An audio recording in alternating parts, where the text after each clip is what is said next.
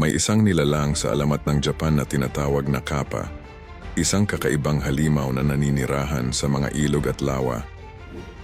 Ayon sa mga kwento, ang kappa ay may katawan ng tao, balat ng palaka, at isang platong puno ng tubig sa ulo na nagbibigay lakas dito. Kilala itong mapagbirong nilalang, madalas manghila ng mga bata o hayop papunta sa tubig.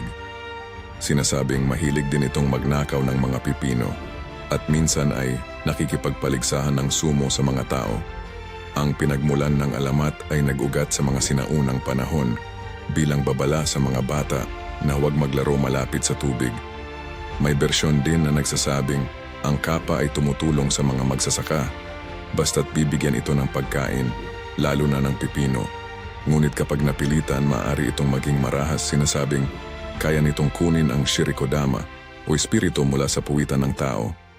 May ilang kwento na nag-ugat mula sa totoong insidente ng mga batang nalunod, kaya't ginamit ng matatanda ang alamat ng kappa upang takutin at protektahan ang mga anak nila. Hanggang ngayon, bahagi pa rin ito ng kulturang Hapon, lumalabas sa mga festival at babala sa mga ilog.